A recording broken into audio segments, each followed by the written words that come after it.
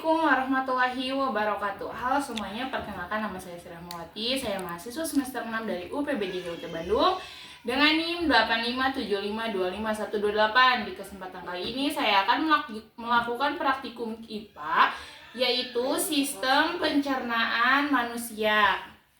Nah, di sini saya sudah melakukan pencetakan untuk sistem pencernaan pada manusia. Sistem pencernaan manusia adalah sistem di mana makanan dan minuman diolah sedemikian rupa untuk menghasilkan nutrisi dan energi.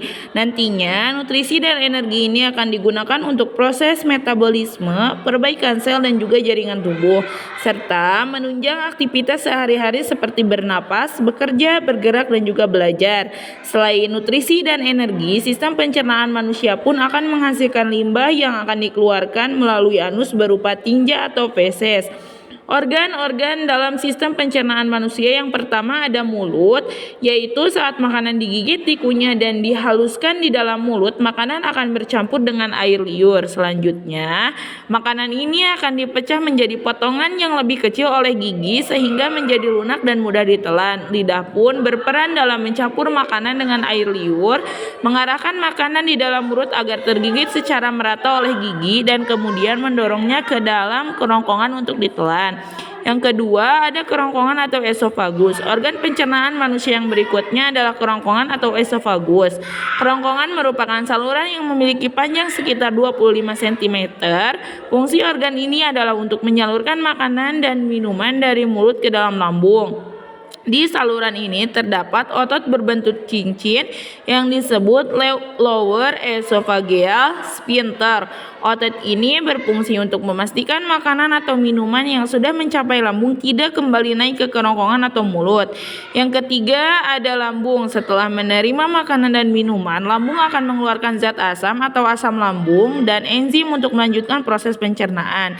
Makanan yang masuk ke lambung ini diolah menjadi cairan pekat atau berupa pasta untuk selanjutnya didorong menuju usus halus. Selain memecahkan makanan, asam lambung akan membunuh mikroorganisme yang mungkin terdapat pada makanan atau minuman sehingga tubuh terhindar dari kuman penyebab penyakit. Yang keempat ada usus halus. Makanan yang sudah menjadi pasta atau kimus di dalam lambung akan didorong ke usus halus dengan gerakan peristaltik usus. Di usus halus, makanan akan dipecah lebih lanjut dengan bantuan enzim dari pankreas dan cairan empedu yang dihasilkan oleh hati. Hati, kantung empedu, dan pankreas merupakan organ lain yang tidak terlibat langsung dalam sistem pencernaan manusia, tetapi berperan penting dalam proses pencernaan.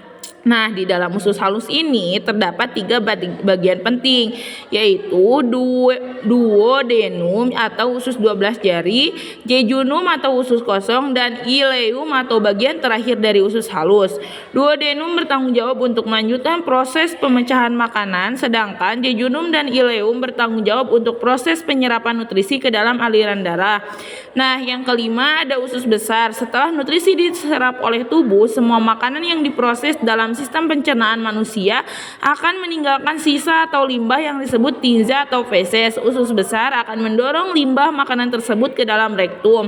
Proses pengelolaan dan pencernaan makanan hingga menjadi tinja umumnya memerlukan waktu kurang lebih 30-40 jam. Selain mengeluarkan tinja, usus besar juga berfungsi untuk menjaga keseimbangan cairan dan elektrolit dalam tubuh. Nah, yang keenam ada rektum, adalah organ pencernaan manusia setelah usus besar dan sebelum anus. Organ ini memiliki panjang sekitar 2,5 cm. Nah, tugas rektum adalah menerima feses dari usus besar. Ketika rektum sudah terisi penuh dan tinja di dalamnya siap dikeluarkan melalui anus, kita dapat merasakan mulas dan juga muncul dorongan untuk buang air besar. Nah, yang terakhir ada anus, yaitu merupakan bagian terakhir dari saluran pencernaan. Organ ini terdiri dari otot dasar panggul dan 2 sphincter anal, yakni otot internal dan otot eksternal.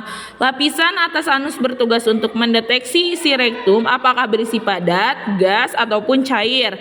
Otot dasar panggul memiliki tugas untuk mencegah keluarnya fases saat tidak seharusnya atau saat belum mulai. Sementara sphincter internal berfungsi untuk mencegah kita BAB saat tidur dan sphincter eksternal berfungsi untuk menahan feses agar tidak keluar sebelum ke toilet. Sekian yang dapat saya sampaikan. Mohon maaf bila terdapat kesalahan dan juga kekurangan. Billahi taufiq wal hidayah. Wassalamualaikum warahmatullahi wabarakatuh.